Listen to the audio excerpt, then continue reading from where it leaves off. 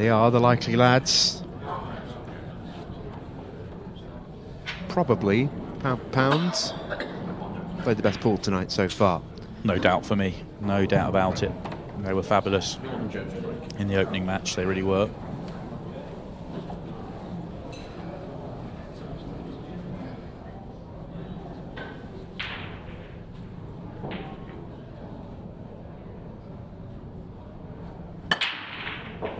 Just came across it.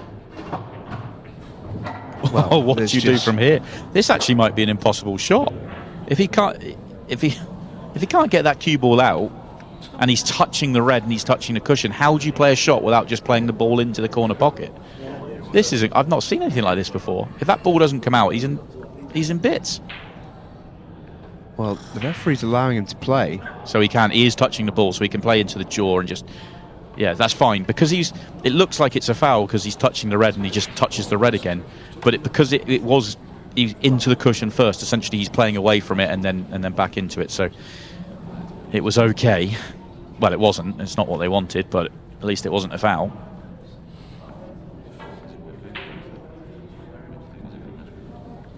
Extension call. Jimmy's forgotten his cue. Just to go back for it. I think they're on the red to left centre. Our red's the right set. 2 reds down the table. Yeah, they probably are the right set. The yellow at the top is a problem. The 2 reds at the bottom both go the other way around. And that's not worked out well for them. So is now the time to pull back? Probably.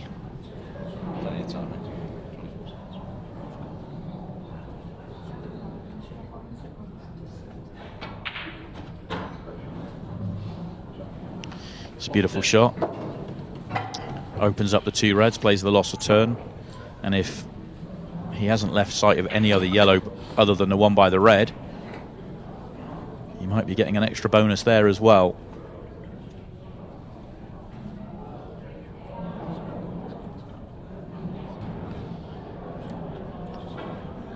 I don't think you can play safe off the yellow by the red, because you're opening up the red. And he wasn't playing safe. That was analysing the situation and realising there wasn't a great safety on. Could have tried to kick at one of the other yellows perhaps and try not to foul and ask Jimmy and Rob to find a breakout shot. But if that double went, then they probably took the percentage play, even though it looked rash.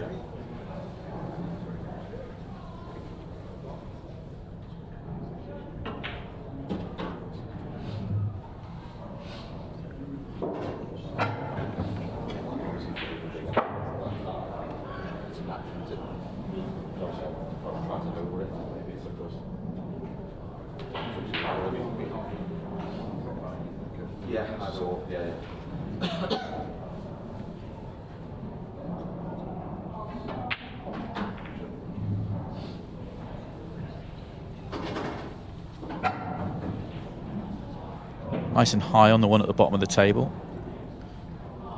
Track up the table now. 8 ball goes from high, so no problems. There you go, perfect camera angle to see it. No problems with the 8 ball. Oh, wow, wow, wow, wow. Just. Yeah, perfect position. It's actually okay. It's actually fine. Nervous moments for Jimmy, but it's actually fine.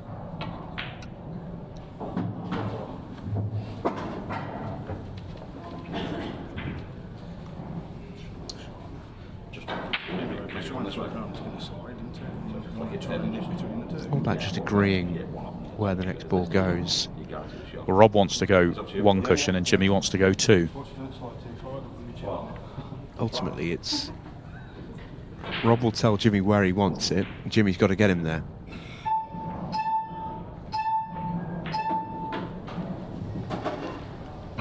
He's okay.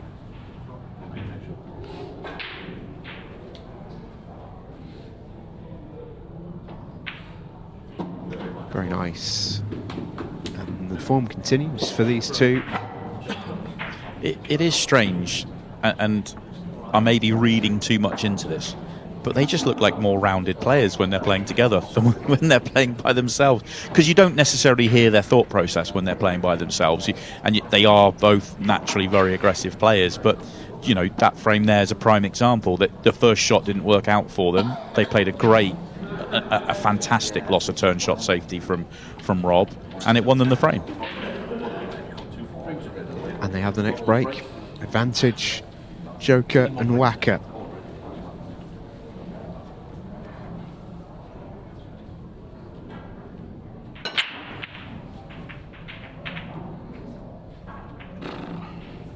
Potentially some fun and games here. This is a tricky leave. Rob's break's not turned up tonight, is it? I mean, what do you have? 3 cut breaks in the first match. I suppose he made 2. It feels like it didn't turn up because we're so used to him going front ball, but he made 2 of 3, didn't he? So I suppose it's not too bad. And obviously that one's dry, going front ball.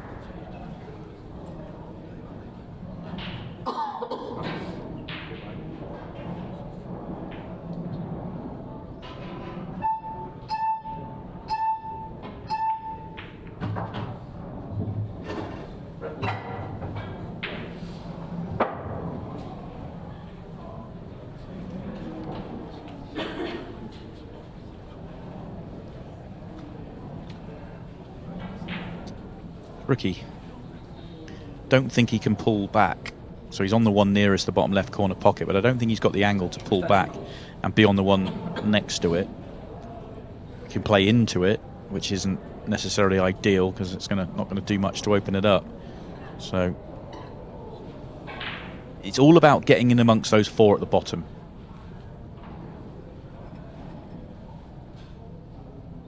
And he's going to get in and amongst it. Right away. Didn't know that one passed, actually. Still doesn't leave a good angle. Looks like you can only go into that red. Yeah, which is still not ideal. Yeah. He's playing safe. I think finishing touching ball, I wonder if he's actually able to play that one to bottom left that sort of naturally looked like it went. I'm not sure if he was able to. Hasn't played the best of safeties at first glance. Certainly Rob's left got a potting clean option pot, on. yeah. And if he can pot the one below the red, I don't think he can, actually, the more you look at it. I was thinking, could he open everything up in one shot? I'm not sure it goes. Jimmy at the table as well. Did this in the the first angel match. On Rob's shoulder. That's an excellent pot. Similar sort of shot that we saw Craig Waddingham play in his first game of the night, or his second maybe, actually. Yeah, is at the start of the Harrison Tolley match. Brilliant long ball, straight, rolled through into the top corner pocket. Rob's got the same problem here of getting in and amongst those 2 balls in there. Going into it from that angle, unless the yellow that's ended up by the red goes bottom right, felt like it was always going to make it harder, not easier, because you're going into it from above and knocking it to where there are reds.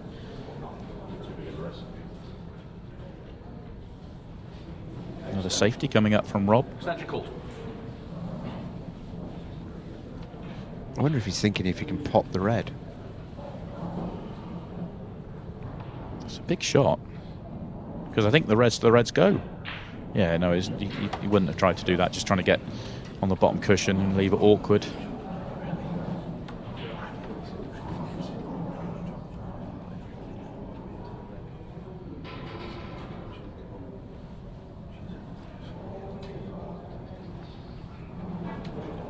Stalemate.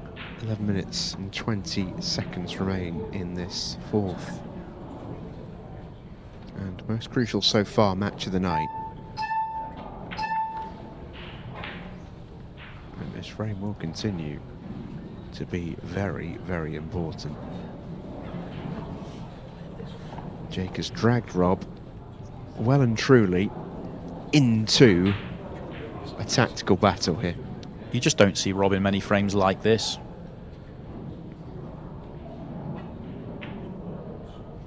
And he's pushing a yellow safe there. Not the greatest of shots. Obviously not done serious damage either.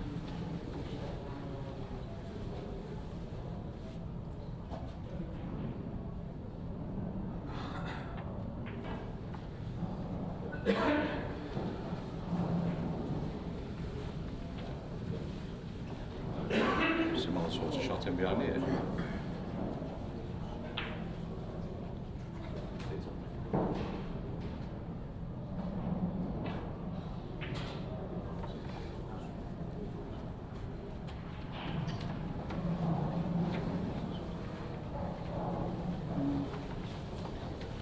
It's very even on the numbers. Just feels like there's more scope for Rob to be aggressive when he wants to in terms of breaking out the problem.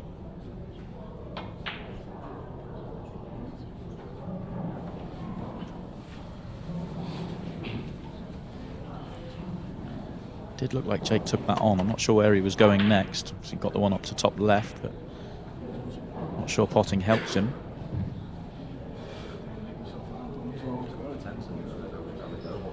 Obviously, if not, maybe reroute, but yeah, potentially from there now. I think it's time for Rob to go.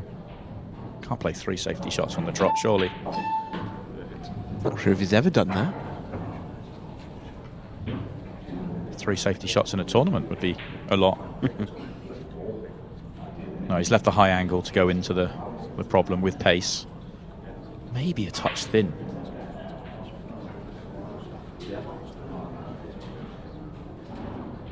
Okay, bottom cushion, the yellow might be in the way. No, he's going into it direct. Hasn't really come out.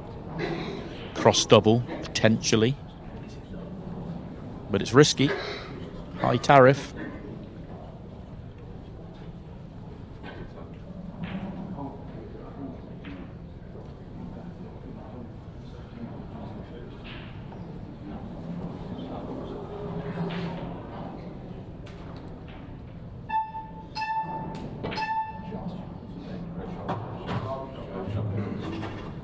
Beautiful, and that's landed nicely.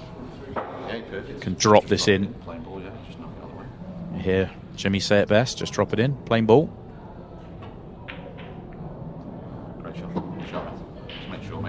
Fred doesn't do any danger coming back out.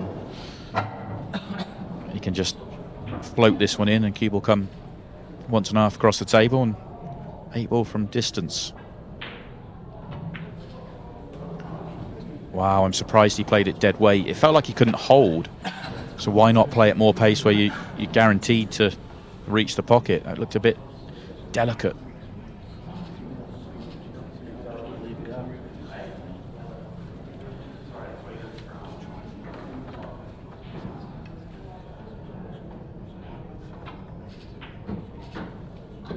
Okay, so potting that one to get a better angle to play the loss of turn. I don't believe he's playing the combo here being aggressive. Unless he can play the combo with control to hide the white from the 8 ball. I think it might just be the loss of turn and get the snooker.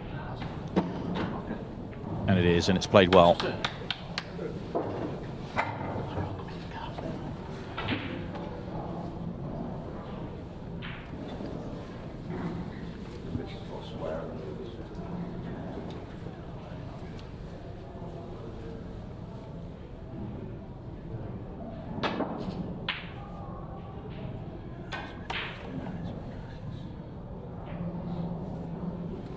It's always going to be a massive frame, this one.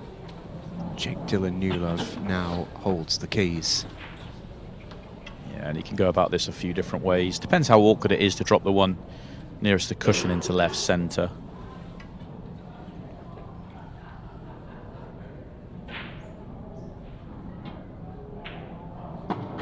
It looks like fairly comfortable because he's dropped on it.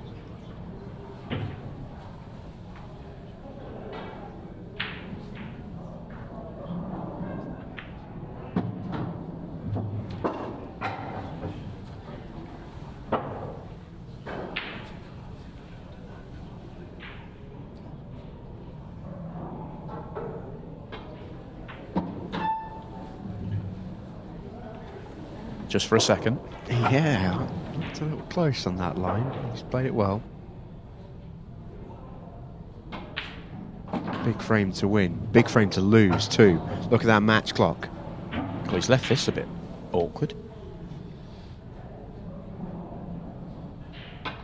He was okay. Yeah, it's a good job it was so close to the pocket. Yeah, had to use every inch of the pocket there to make sure he wasn't losing the cue ball.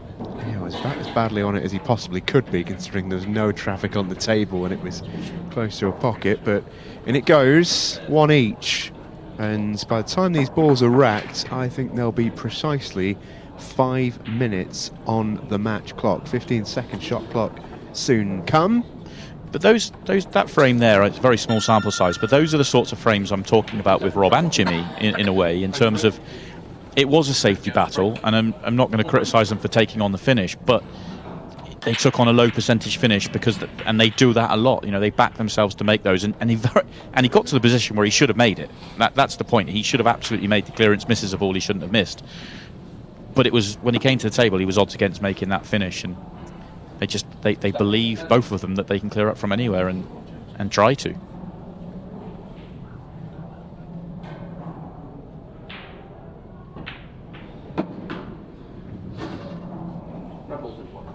Has that made a ball a bit awkward for Jimmy? Put the yellow next to the red.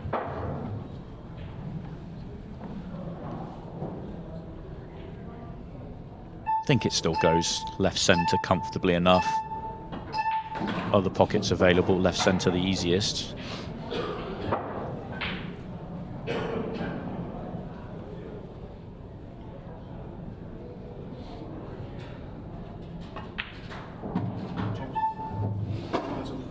Left an angle where he couldn't come down the table, but he didn't necessarily want to come down the table.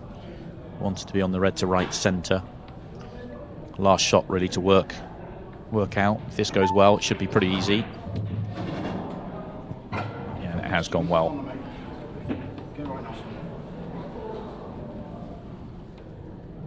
Interesting that Rob's not walking around with Jimmy in the same way, but he is playing cheerleader quite well out there.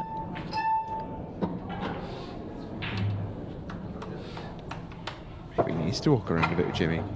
Touch fortunate there. Yeah. If that yellow gets in the way, he's on nothing nice. It worked out reasonably well for him. This is a touch thin as well. He got himself into perfect position and just allowed himself a bit of work here at the back end. Yeah, just a fraction short. Require the pot now. So much so he's doubled it.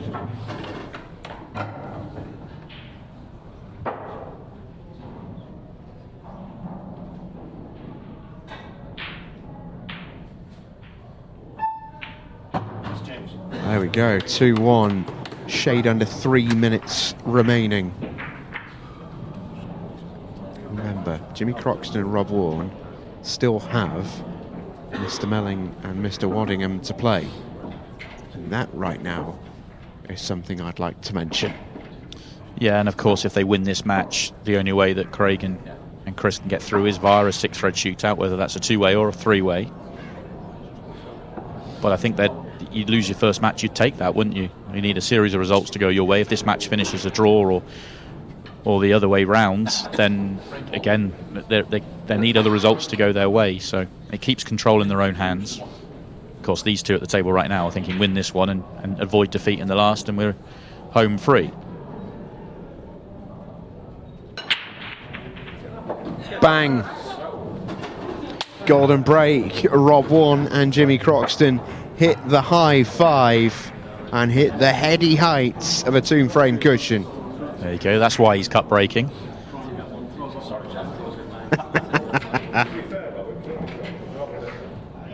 Look at that little celebration from the whacker. I love that the 8-ball flew in and his first thought wasn't get in, it was where's that white, because he knew it was close. But as soon as that stopped still, they could enjoy the moment, and that golden break takes them to the hill. A dagger. A big dagger.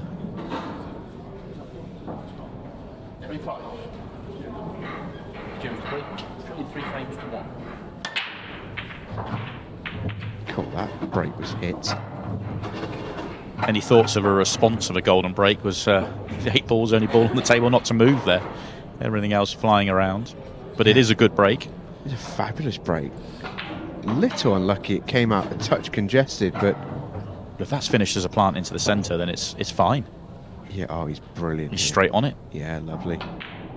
That will do fine. This is very, very good from here. Well, from right now, it's almost as good as a golden break, 'cause it should be a pretty guaranteed frame in the bank for notorious Rikki Jones. So much so he's going to be doing it at a very, very quick pace as well. It's only going to take off about an extra 40 seconds off a golden break. And a reminder, a draw isn't the end of the world for teams in this match. It wouldn't have been very good at all in the previous game between Melling Waddingham and Harrison Tolley. But a draw in this match keeps the night in your own hands. Win the final game, and you've got, at worst, a 6-red shootout.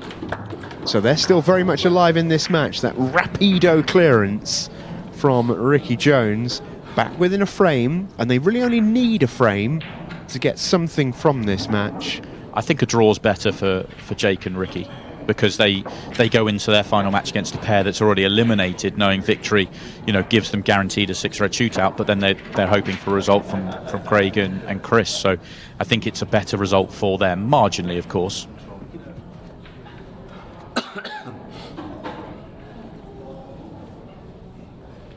Frame 6. Jimmy Croxton to break. Leading 3 frames to 2.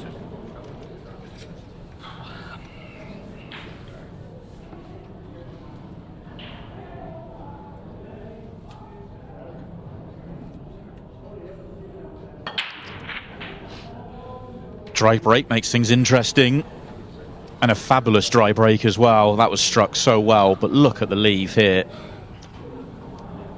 Jake Dylan Newlove has 90 seconds. The first thing he looked at was, does the yellow drop in the left centre comfortably?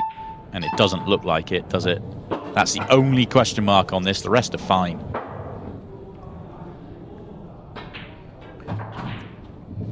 So maybe one shot required to open things up, but if it drops in, play on it now and you're fine. I tried to move it so that it doesn't. And the longer he chases it, the harder it's going to get. Yeah.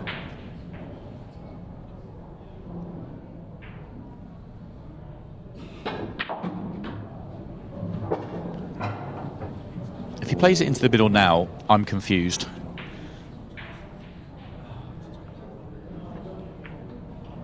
Just play on it. 2 shots ago. I'm very, very confused there. He's now got to play a much tougher shot to get on the yellow down the table because of that decision. Promise. Oh, that flick. How is your flick? Flick. Even though the 8 ball doesn't go right. If that 8 ball doesn't go right centre, it doesn't matter. You can just stun this in and play the 8 ball top right.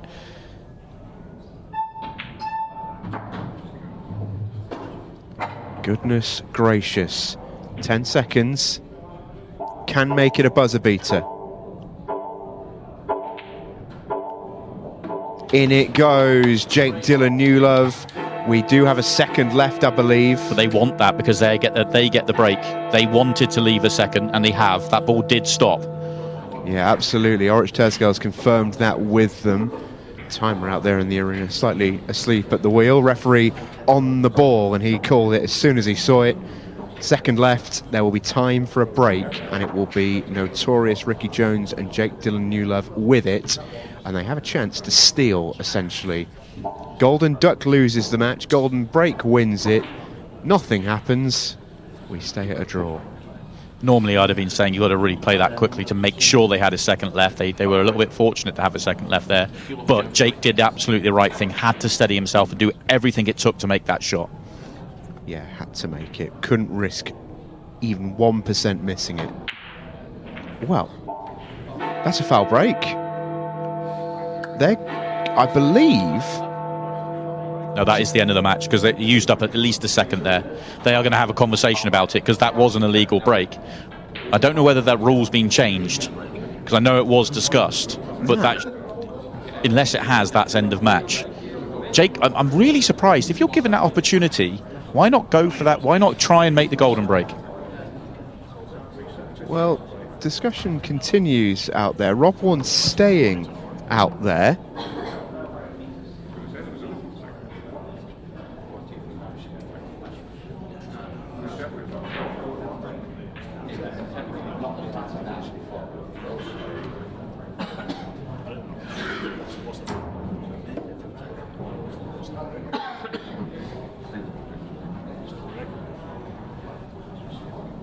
Discussion is still taking place, I can tell you.